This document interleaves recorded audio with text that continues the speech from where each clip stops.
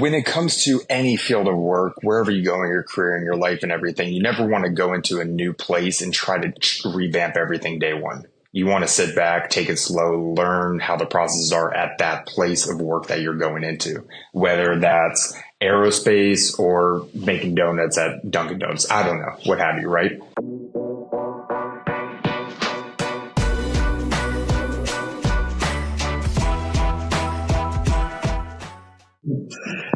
Welcome to It's Fine, the podcast where we take a magnifying glass to the bureaucratic bonfire that is the federal process and regulations. Brought to you by Hunter Strategy. This is the first episode in our series that's so thrilling you might just want to forget to file your poem extensions on time. Today we're slicing through the Gordian knot of government operations, focusing on the authority to operate process. It's like a Rubik's Cube, but if every color was a different regulation and the cube was occasionally on fire. The ATO process is crucial for ensuring system security and compliance, yet it's as clear as alphabet soup and often leaves cybersecurity experts scratching their heads.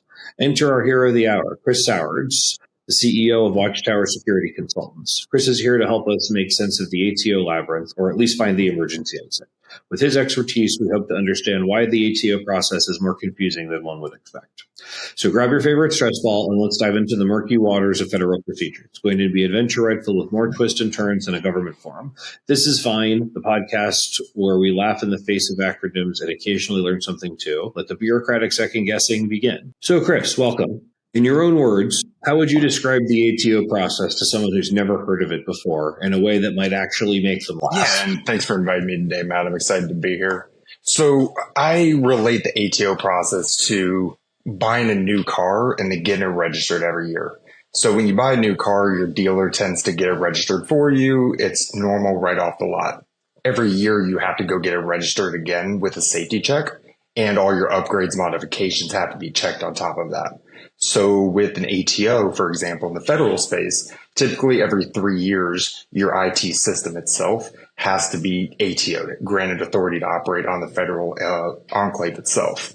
So with that comes a lot of inspections, safety checks, all of that stuff in a car sense. In an IT side of the house, it comes with assessing a security system, security stack, posture, is it getting patched, plugged, everything of that nature, nuts to bolts. How a car goes, same with an IT system in the federal government for ATOs. So one might say that the ATO process is basically the government accepting the risk of the system driving on their roads. Absolutely. Yep, well said.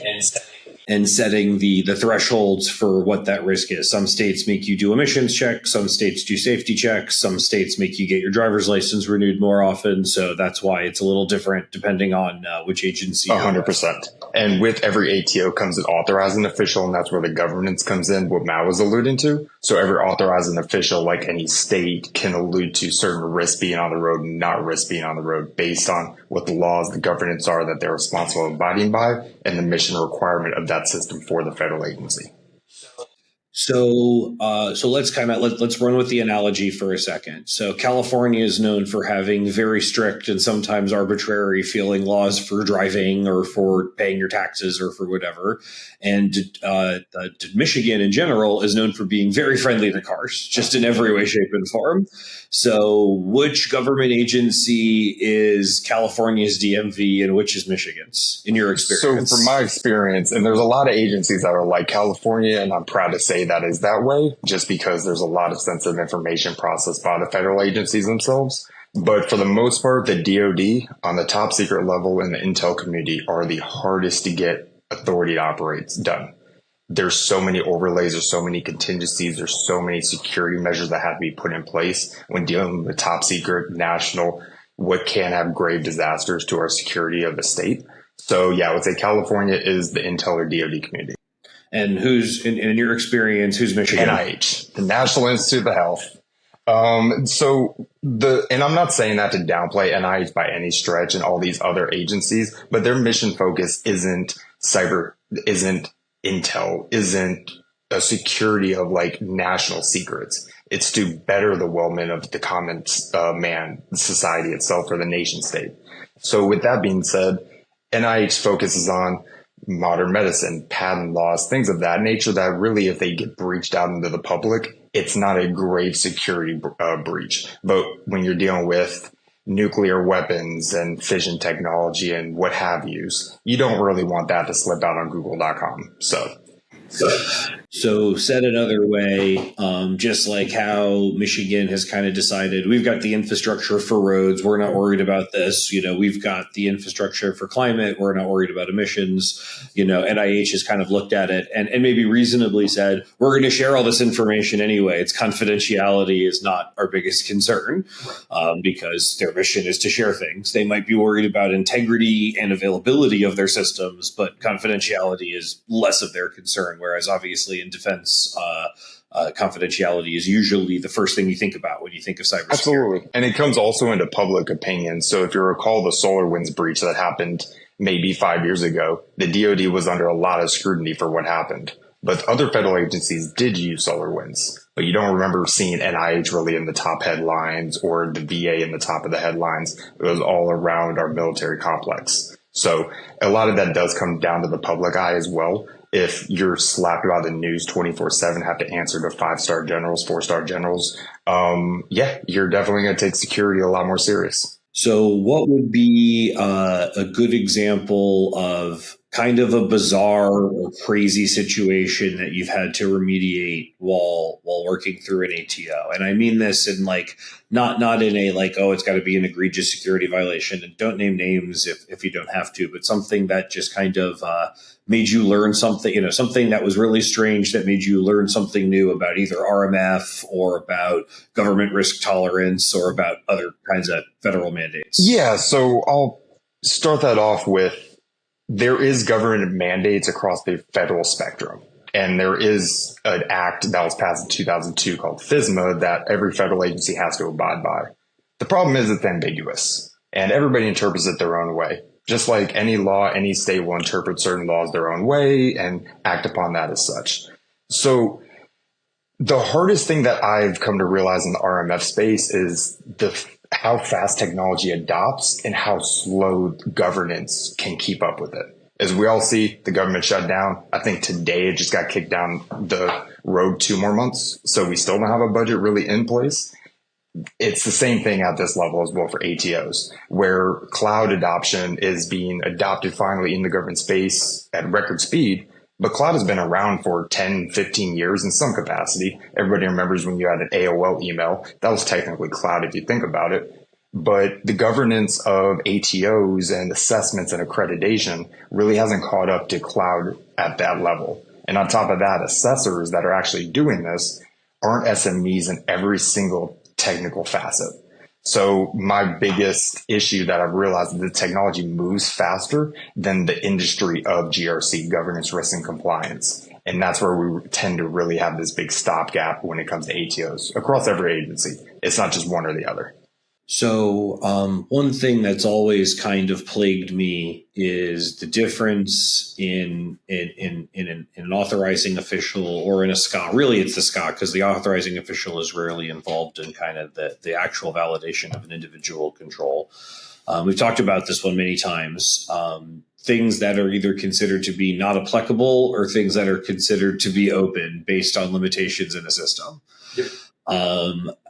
I've seen it where a place says, well, for example, we're using the community edition of Mongo, and that does not have certain logging features, certain SSL encryption features, and people use the Mongo Enterprise STIG to secure and harden and document that Mongo instance. And they say, well, we're using community, so all these enterprise controls are not applicable to us because they don't work in this product. And then on the other side, we've seen people say like, well, that doesn't mean it's not a risk. It's just you're not capable of fixing it with the product, right? That's an open risk and needs to be addressed with a mitigating control or whatever. I've seen both of those acceptable in both in DoD organizations, right? Different DoD organizations, but both within DoD organizations. How do you square that circle and how do you navigate that when you're going into a net new risk environment that you haven't worked in before? Yeah. So when it comes to any field of work, wherever you go in your career and your life and everything, you never want to go into a new place and try to revamp everything day one. You want to sit back, take it slow, learn how the processes are at that place of work that you're going into, whether that's aerospace or making donuts at Dunkin' Donuts. I don't know, what have you, right? So when it comes to Matt's example, for instance, I take the approach of what the standard has been at the agency at first, whether it's NA or it's not it's not applicable or if it's not compliant.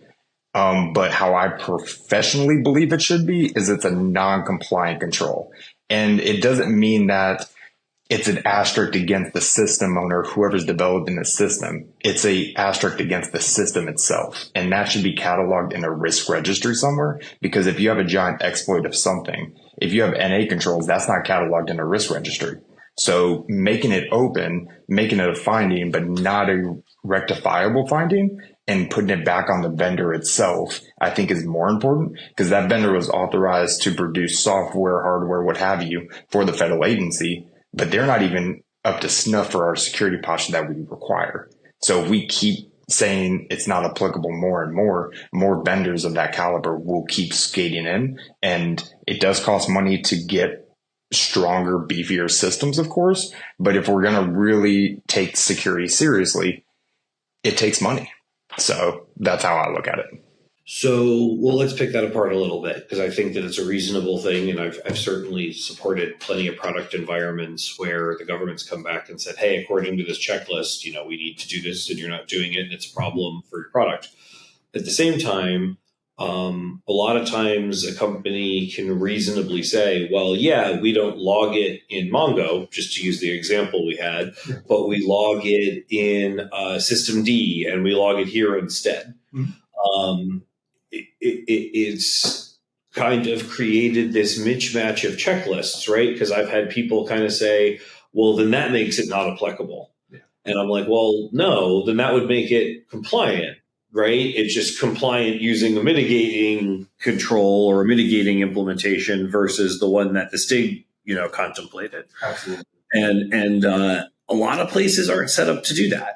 Right. A lot of places don't understand that. And then they end up marking it not applicable based on some, EMAS or Archer or some type of system being like, well, I get it. You say you fix it over there, but you still didn't do this thing that this STIG said. So this is still not compliant. But if I keep it as not compliant, you're going to say, well, I'm never going to fix it because I did it a different way. So how do you square that particular circle? Is it left open forever as a risk acceptance? Like, what should agencies do, and where do you think that they go wrong when that you have a system that might be reasonably designed to be secure, but not in the way that the individual component STIGs contemplated their component security? 100%. And there's 100 ways to skin a cat. And when it comes to computers, there's 1,000 ways to secure a computer. And the problem is when it comes to the federal government, they are very ambiguous, and then sometimes they're very straight to the point. And when it comes to GRC, with technology expanding, there's new technologies to answer 100 different security related measures that you might have it or need for. And if the security control assessor is coming in there and you're trying to explain to them, this is how I'm doing it, this is how it works, this is how it should be, and everything like that, sometimes it's hard because it's always been done this way. I've never seen it done that way. It becomes a challenge. And every assessment with every mature assessor I've ever gone through has been a battle for weeks on weeks on weeks. And my biggest success that I've seen, at least, is one, always be honest. You always be upright and forward about, I'm going to fail these. This is just an issue we currently have. Because assessors, they know developers, the system owners know their system better than they will ever know it. They just do. And most assessors aren't as tech savvy as the architects, the engineers, the coders, what have yous as well. So sometimes they don't even know to ask the right questions. So I've realized that it's a lot easier to teach the assessors how your system works, what you're doing, and to show you truly care about security. Because more than 9 times out of 10, all the assessors that have been in this industry for 10 plus years have had a system that's been breached, hacked, something that they put their stamp of approval on. Whether they got burned or something else happened, every story is different. But the trust between the assessor and the system owner is empirical to be able to get through the challenges Matt was alluding to.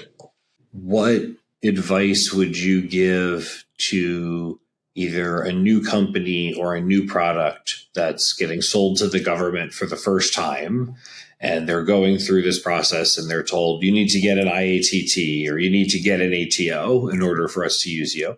What do you tell them? They come to you and they say, all right, how do I do this? What's going on here? What do I have to do? Where do you start? So my advice first would be email matt@hunterstrategy.net. 100% outsource this problem. You want to outsource this problem. I'm just going to let you know that you're going to have staff that ends up hating you, that are doing things that just don't make sense, because the federal government sometimes just doesn't make sense unless you're in the federal government. Then the commercial sector doesn't make any sense because it moves too fast and we get scared sometimes. So all seriousness, if you're starting from scratch, I would shop around 3 POs, third-party assessors that are approved to support the federal agency, and try to garner as much information as possible. A lot of companies are just trying to sell you. And they're putting out information that's not factual and trying to scare you into you really need them, but they really don't know what they're doing, or they're going to fluff the numbers in order to bill you at a higher rate. If you ever do go to a 3PO, have them show you past performances of getting people accredited, balance that out between some of their competitors as well to see who's who in the zoo, maybe talk to some friends in the same industry that have had to go through the same process. But so all that aside, you're going through this process. You don't know what you're doing. You don't know where to start and everything. NIST 853 is the end all be all, has all the controls, everything you need to be able to be hunky dory in the federal government's eyes. There's other frameworks like NIST 800, 171, 160, 182, what have yous, right? But I recommend everyone NIST 853 is the breadbasket of the federal government for security. Document everything. That's the one thing I can tell you. Create procedures, create policies, create invoices, records management, everything you need governance. And every governance is not governance without paper bagging it. So that's my advice. And then call Matt. So I guess, and certainly I agree when you're bringing in third-party assessor, and you're talking about cloud, everything you said's very accurate. Say you're installing something on-prem and you're following more of a traditional ATO process, but your software product is being included in the stack, right? What do you tell companies that are kind of, less, maybe they still need a third party. They just need a third party to help them set up their software or to help them fill it. Because what do you tell a company that has fantastic dashboarding tools that people want to put on-prem to deal with sensitive databases that you don't keep in the cloud, but then they're told, hey, you got to ATO this product in order for us to use it? Yeah, so you definitely need to follow a framework. It's NIST 800-161. It's for CSCRM, so supply chain risk management. If you're a vendor, you need to be also kind of accredited at 800-171, which can be self-accredited, because when selling things to the federal government wants to know, one, are you good to go in the federal space? Are you like nation backed and everything? Are you not like partnered with China, Iran, Russia, one of our enemies and everything like that? They want to check that out. They want to see who you're hiring, how you're training individuals, etc. Then they also want to see how you're coding and developing your product itself. They want to see how that product works. And if you're outsourcing your code overseas, that's a flag. There's a thing called ITAR, and forgive me, I'd actually need to look up the acronym, unless, Matt, you know what ITAR stands for on top of your head. International Trafficking. Yeah, International Trafficking and Arms Regulations. So sure, that has something to do with the munitions and everything, but in relation to ATOs and cybersecurity, in regards to ITAR, it has to do with information traveling overseas. Sure, I can email someone in Germany, but technically that is trafficking information. So they want to make sure that you're abiding by ITAR regulations as well. So there's a lot of frameworks, and there's a lot going on in GRC to be able to sell to the government. I do want to say one thing though. If you're installing software on a cloud-based server, that is technically on-prem, even though it's in the cloud. It's a very ambiguous, confusing thing. I'm sure that's a conversation Matt wants to have, maybe argue about, but No. You're correct about that. It's a thing that happens a lot in agencies. People, this is more of a DoD concept of the impact levels, right? But I've had people say like, they name some on-prem software package and they're like, is it IL4 or IL5? And I'm like, it's neither. It's software. It's like running in an IL5 cloud, maybe, but like that's just not that software doesn't have its own impact level because it's not a cloud service offering, and impact levels are cloud service offering concepts. And so, yeah, that's something I have to explain to people a lot. And then people are saying, well, can't I just, spin this up in a FedRAMP approved or IL4 or IL5 approved cloud, install the software in there? And I'm like, you can, but that doesn't obviate your need for an ATO for that system, right? And that's even something I've seen in certain, even within DoD, in certain agencies, they take the mission owner ATO for cloud systems very seriously, and you got to do a full ATO package. I've seen other places say, ooh, it has a FedRAMP, and wave a magic wand and just start using it. Now, I give some nuance to that, right? Because when you're talking about DocuSign, there's not much to configure. Like, yeah, you should probably like wave a magic wand and call it fine. I don't know. There's probably like maybe there should be like a small checklist of like certain hardening steps. I don't think it's nothing, but it's not like, do I really need an ATO and a full SSP to use DocuSign, which is fully FedRAMP approved and a very turnkey, very easy to configure application? And that's like one extreme. Then you have things like ServiceNow and Salesforce and Appian that are like pretty strong development platforms that you can do a lot of both good things with, but also like leave a lot of security gaps in if they're not done right. So there's got to be something that, again, that doesn't feel like it should need a full ATO to me, but it also doesn't feel like it's a nothing, DocuSign, which only has like probably 50 buttons in the whole interface, exactly. Right? So like there's a spectrum there, and it seems to be a big gap, right? It seems to be a big gap in agencies' understandings of how they can use FedRAMP. Yeah. So Matt, you bring up a good point, and it goes back to kind of how we opened, is that assessors can't keep up with what's going on in the tech space. And when it comes to cloud-based systems, there's an organization called FedRAMP, a Federal Risk and Authorization Management Program. And they actually are the governance body to authorize cloud-based vendors to be approved to supply to the federal government.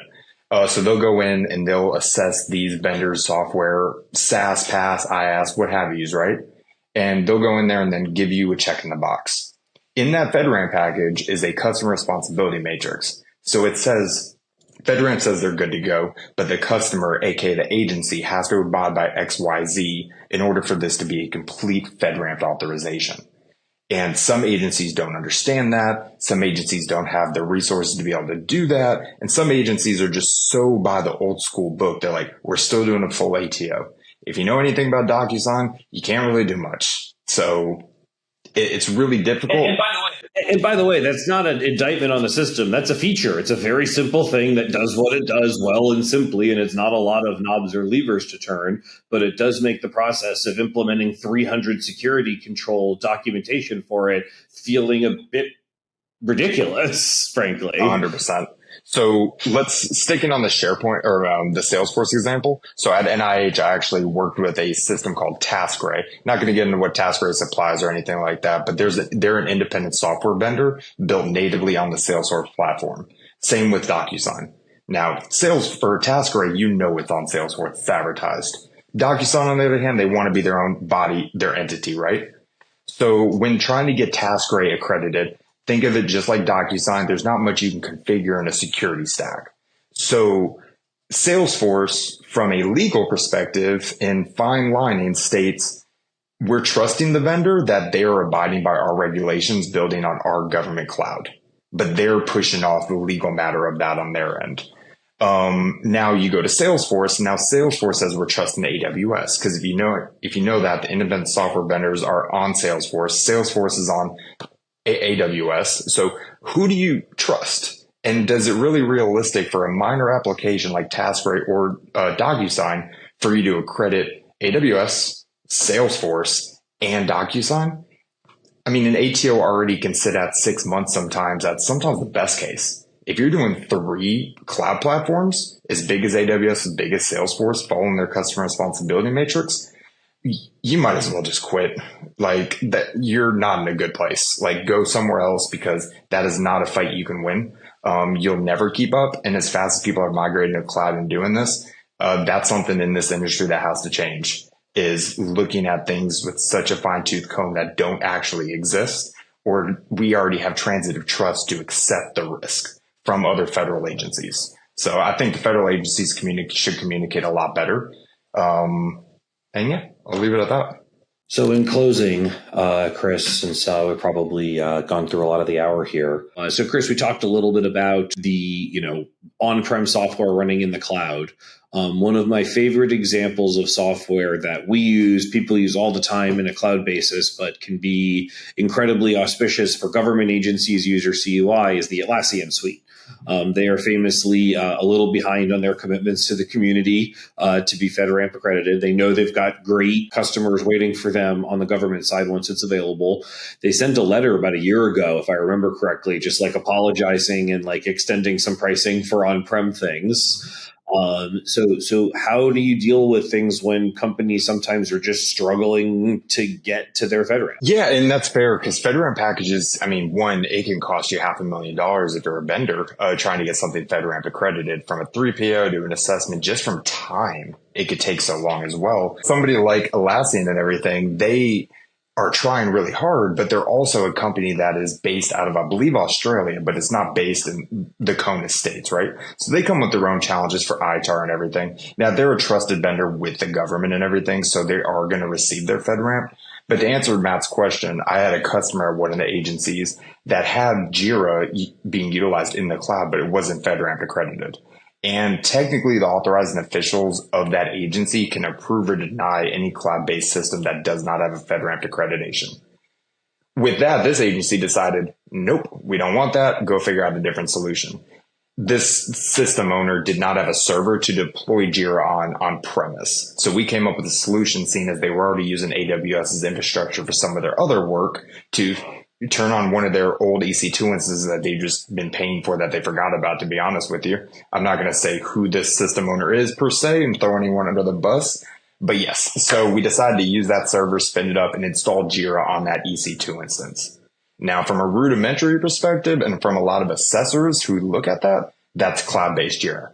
It is absolutely not. It's on-premise, on a server, just in the AWS infrastructure. And that AWS infrastructure is FedRAMP, so you can treat that as if it's on-prem through transitive trust with the FedRAMP compliance package. So, yeah, it's. I guess we'll have to see, because I'm pretty sure if you look through the FedRAMP documentation, they're only able to assess something like 20 systems a year, and there's roughly 20,000 SaaS applications available to the commercial market today. Not that necessarily all of them are government is interested in or anything like that, but it just, even if it was half or even if it was 10%, we'll have them assessed at current FedRAMP funding levels by 2050.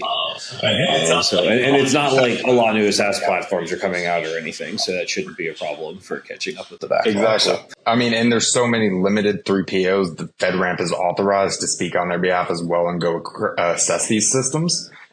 So one of the things, at least I've seen happen, I don't know how this exactly works. Coalfire is one of the biggest 3POs and everything. I've never had an issue with Coalfire. This isn't a plug for them by any stretch. I have no stake in them.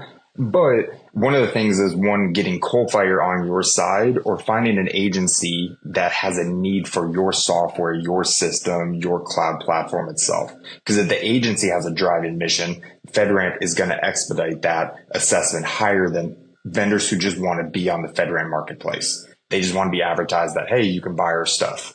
If there's a need on the government side, you're going to have a quicker FedRAMP turnaround than if there's not a need and you just want to be on Kelley Blue Book selling cars. I'm going back to the car example because I know we're wrapping up, so I like to start or end where I started.